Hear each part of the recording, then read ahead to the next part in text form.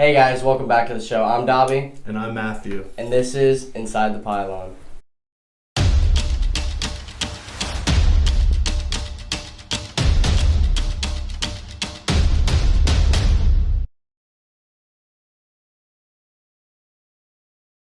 So before we get into the episode, I did want to start us off on a little bit of a somber note and talk about Vincent Jackson, who recently passed away. Former player for the Buccaneers and the Chargers. And it was a very sad situation. He was found dead, passed away at 38 in a hotel room. His family is now donating his brain to CTE and stuff like that so they can investigate a little more on it. But what a fabulous career he had. And, he was a great player. And it's very sad now that he has passed away. And we see this, far too often with retired players in the NFL nowadays. And we just wanted to give a special little shout out to Vincent Jackson on a tremendous and fabulous career. And thoughts and prayers with his family because nobody should ever have to go through that. So rest in peace, Vincent Jackson. So as we get into the show, it's time to start talking about the NFL offseason and give a little bit of information about dates and so forth. So the first thing that is coming up, Matt, is we do have the franchise tag period from February 23rd to March 9th. And when we look back at last year's, there were some pretty big names that were tagged last year.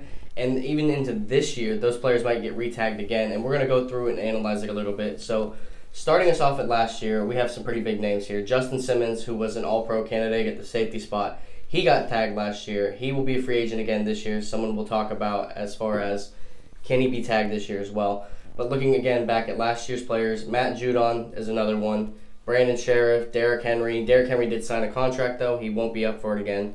Dak Prescott may be the biggest name as far as anyone's concerned, when we talk about players that got franchise tagged. And especially, at the quarterback position, if any of their position is a really tough one to get tagged, it's that one. Because when you franchise tag a quarterback, you're looking at easily a $40 million just franchise tag for a singular year, It's a lot of money. It is. It's a real lot of money for that as far as I'm concerned. But other names too, A.J. Green, I don't think he'll get franchise tagged again this year, but he was last year.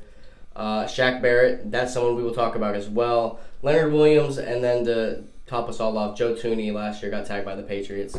So let's talk about this year's tagged players and whether or not we think that they're going to be tagged again this year or if they're not going to be tagged whatsoever. So the first one to lead off is obviously Dak Prescott. Do you think you see Dak Prescott getting tagged this year, or do you think he signs that big contract extension? Me personally, I think he's probably going to get tagged again just because of what happened last season, not getting to fully see what he could do. So I think they're going to probably give him one more year. I know Jerry Jones has been a little skeptical about signing Dak to a big contract. So I think they'll probably franchise him tag one more time to see if he is worth that big contract. And the truth be told, I put no. I don't think he's going to get franchise tagged. I mean, he might initially, but I don't think he'll play under the tag because I think that they're going to get a contract extension done. You saw the difference in change when they lost Dak last year. I mean, he was put up phenomenal numbers through, I think it was like 5 or 6 weeks before he had that just awful ankle injury. You don't want to see that happen to anybody. But there's no doubt in my mind, he deserves to get paid. He deserves whatever money that they're willing to give him. But is he going to accept that money? That's the real question. That's the truth of the matter, and I think he was looking at upwards of $40 million a year for a quarterback, which in thought it sounds like a lot of money, but for that position, you know what I mean? That's just kind of the average for a player of his caliber at this point. But again, I think maybe he does get tagged, but I don't think he plays under the tag. I think he gets re-signed. Okay. So the next player on the list was Allen Robinson. I also said no, he's not getting tagged. I think they let him walk just for the simple fact that they have a lot bigger issues than receiver. And Allen Robinson, he's going to want a lot of money regardless. So I don't see a contract extension. Yeah, I don't see it happening either. I think he goes somewhere else for sure. Yeah, he goes somewhere else, and again, they don't tag him. I heard talks with maybe even Washington. That'd be huge for Washington. We'll get more into free agency when we do approach. By the way, the new league year starts on, what was the day? March 17th. So that's also when free agency will start as well. So we'll get more into that as we get closer to that date. Third player on the list, I think this guy does get franchise tagged again, Shaq Barrett. So my thoughts on Shaq Barrett is I think they try really hard to get him a contract. I think he's a dude that is a playmaker, and definitely with him on your team, he's got that it factor about him. And I see Tampa really trying to sign him, and if they can't find a deal, then yeah, they franchise tag him. Exactly. Especially over Godwin, which I see is up next, and I don't see them franchise tagging Godwin. Yeah, because then you can only tag one player. Exactly. And Mike Evans coming out saying that he would take a pay decrease to keep some guys around. So maybe that plays a factor in with either re-signing Barrett or Godwin. Yeah, I agree. And again, like you said, I think that they want to get a contract done with Barrett because obviously his performance in the playoffs and further on from there was just absolutely phenomenal. We saw it week in, week out. It's a must re-sign in my opinion. It's a must re-sign, and if you can't re-sign him, you got to franchise tag him. You can't let a player of that caliber walk. Especially not if you're trying to compete for another Super Bowl. No, not whatsoever. So then, it brings us to Godwin, and again, there's no way in my eyes. There's nothing. They already got enough weapons. If they can't re-sign him, I see him going to a different team. I also see Godwin looking for a lot of money too. Yeah, and they just, in my eyes, it's just not even feasible. He comes back to the Bucs. So then we go back to Sheriff. This one I said I don't think he gets tagged again from Washington, just for the simple fact that I do believe a contract gets done. I think this is a guy they know is an all-pro caliber lineman, and those guys usually tend to get re-signed more so than they get repeatedly tagged. It's hard to find a good offensive lineman with some longevity, so I agree there too. Yeah, then brings us back to Justin Simmons, who was an all-pro caliber free safety this year, and he got tagged last year. I said he does get tagged, just for the simple fact that they're not going to let a player like that walk. If they can't get a contract done, he's getting tagged, in my eyes.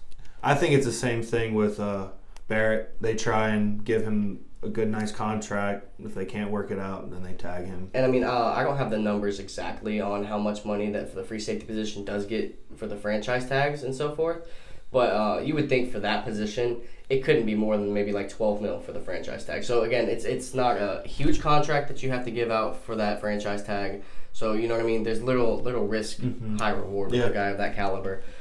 Bringing down to our final three candidates, we got Kenny Golladay, Yannick Ngakoue, and Leonard Williams. And two of those, Golladay and Ngakoue, I don't see getting tagged. Again, one is the receiver position, which is a very high franchise tag. Golladay is, in my eyes, not worth that much. Yeah, it's about $17 million. He's not worth that much. Not even close. And they have good receivers there, and receivers are very easily replaceable in this league nowadays. And he's getting a little on the older side, too. No, he's young. He's a young player. No, yeah. This is his first contract. Oh, okay. Yeah, so no, yeah. Golladay, just in my eyes, doesn't get that money. And then Ngakoue, he was traded between three different teams, essentially, last year. I don't see them valuing him that highly to where they'd franchise tag him again. It just doesn't seem like, in my eyes, it's going to get done. But Leonard Williams is an interesting one. He had a great comeback season. Comeback from the standpoint that, he was drafted so highly, didn't really produce much for the Jets, went over to the Giants. I see him getting franchise tagged just for the simple fact that he had a phenomenal season. And they would, again, want to work on getting a contract extension first. But if not, I could very easily see him getting tagged. So bringing it down now to our weekly, update on rumors, trades, etc. So in the Watson buzz, it's the same as it was, the last week, and it's been for a month. Just kind of back and forth between Watson and Houston's organization. No real headway on a trade there whatsoever. But there was one trade this week. Carson Wentz getting traded over to the Colts for a second and a third round pick. Now that second round pick can get up to a first-round pick if Carson Wentz does play 75% of the snaps next year with the Colts, which I actually think he does. Yeah, I think it's huge for both Carson Wentz and the Indianapolis Colts just because, Phillips not coming back and Carson really needed an offensive line to protect him. And what does Indianapolis have? Who better than Quentin Nelson to be there back there protecting Carson Wentz? You have one of the best offensive lines. Now we really get to see what Carson Wentz is about. We get to see is he really that first-round quarterback? Is he that Super Bowl quarterback? There's a lot of talk that Carson is just an average quarterback. Then you have talk that Carson is well above average. I don't think Philadelphia might have been the right scheme for him. Now he goes to a different offense, great offensive line. We can actually see if he'll be productive. Yeah, and I think, again, this could be a situation where it's sort of like a one-year rental for them, you know what I mean? Exactly, just to try it out. Yeah, the Eagles are going to be paying out most of that contract regardless because they're trading him to the Colts. I don't think Wentz gets it done personally. You know what I mean? He was an MVP caliber quarterback a couple of years ago, but he just kind of fell off the map. Whether you want to say that's attested to injuries or so forth, scheme maybe even, but I just don't think he kind of recovers from that, and they look for a quarterback next year. But that's more way down the road. We have no They idea. also have a stout defense that I think he'll be able to rely on a lot, too. Good young running back in Jonathan Taylor, Yeah, too. so, I was banging the table for. They have a lot of things surrounding him. So, I think there's a lot of upside to this trade. I'm not going to say he gets the job done, but there's a lot of potential, and he has a high ceiling in Indianapolis. It's possible. It's possible for sure. And then the last big free agency news or trade news in general, Jason Sanders, the Dolphins kicker, got signed to one of the biggest contracts for a kicker in history, $22 to $23 million, I believe, around that area.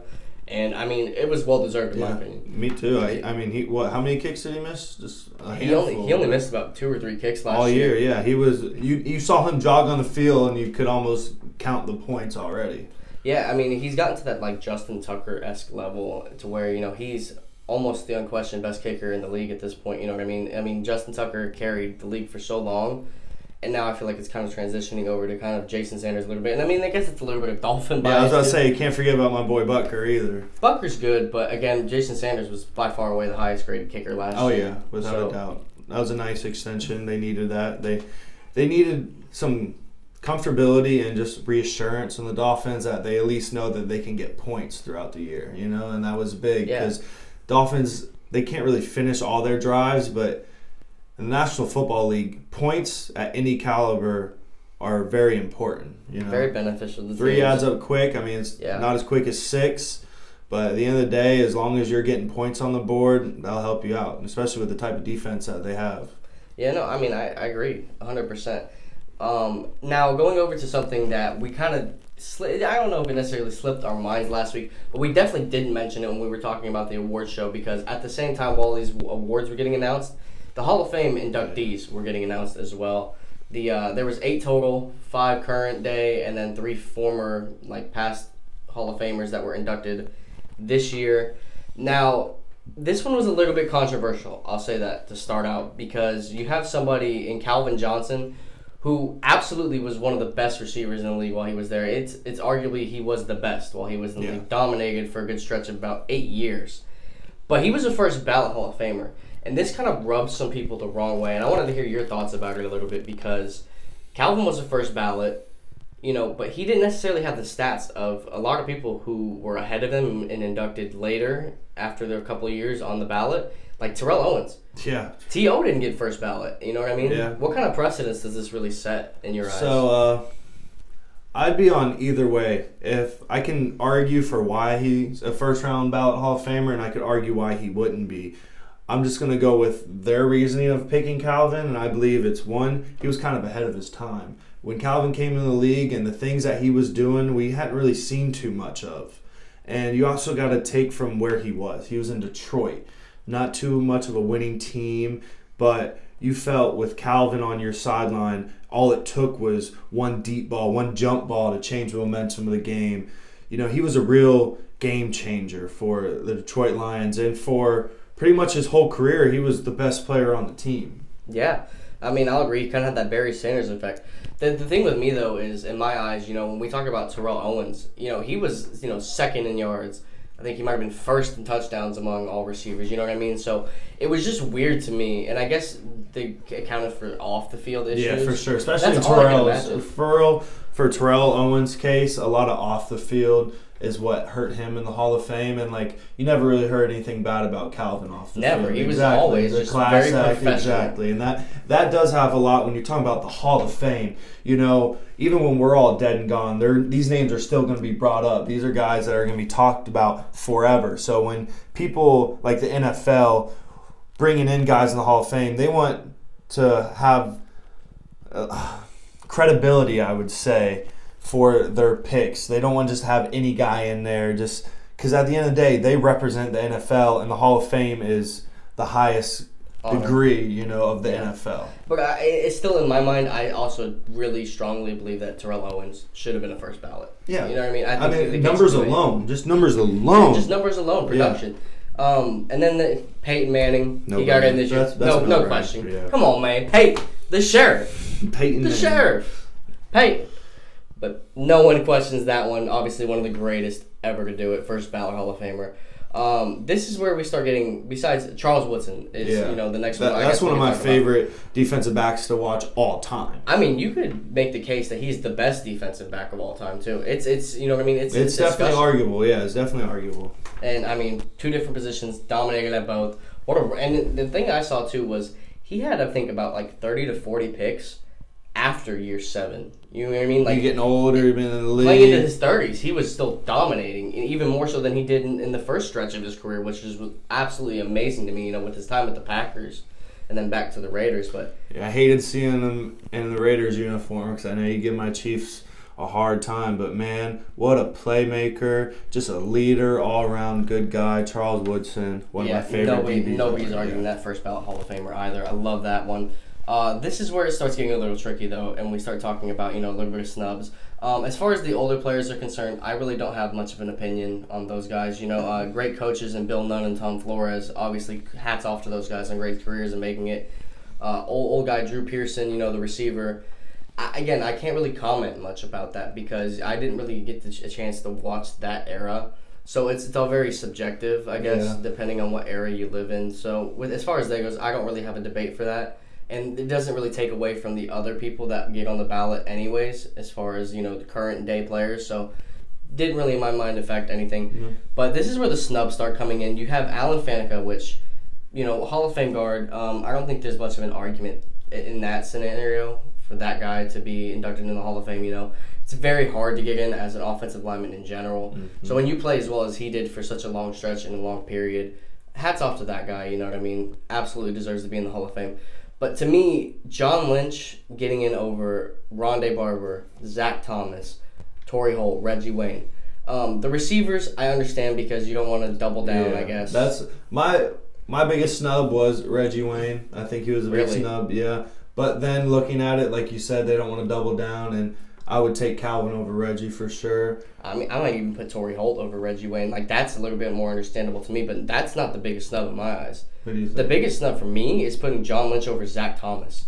I mean, here's the thing. John Lynch was never a bad player. He has the Pro Bowls, a little bit of All-Pros to back his case up, but he only had 22 interceptions his whole career. He didn't have that many sacks. He had under 1,000 tackles. Zach Thomas, there's a guy in the Hall of Fame right now, Brian Urlacher, who got in over Zach. Zach beats him in tackles by like 300, beats him in sacks, beats him in All-Pros, beats him in Pro Bowls, and he's not in the Hall of Fame. And this has only been, again, his second or third year on the ballot. He'll make it. So, yeah, there's no doubt in my mind he'll make it, but the only reason I feel like they put John Lynch over Thomas was just simply because of the fact that Lynch has been on the ballot 8 times. Yeah. I don't like that precedence, though. I don't like that. Yeah, but then again, how do you feel if you're that player, Put yourself in the player's shoes. You keep being on the ballot time and time again. It's only right. I mean, I wouldn't say only right, but it's only a matter of a time for it to happen. You're on the ballot 8 times and you still haven't been selected. Right. And then you get a guy that's been on the ballot only a couple times.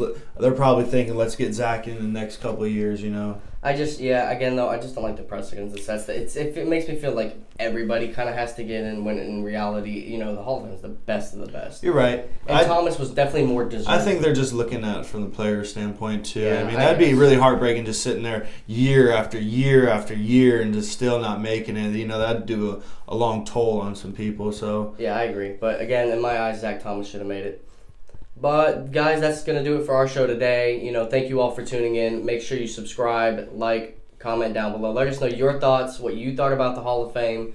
Send rest in peace to Vincent Jackson. Let us know about that guy, how you feel about him and his career. Very sad to see him go, for sure. But, again, guys, make sure you subscribe to the channel and be ready because we're going to have more videos coming to you weekly. Tap the bell for notifications. I'm Dobby. I'm Matthew. And this has been Inside the Pylon.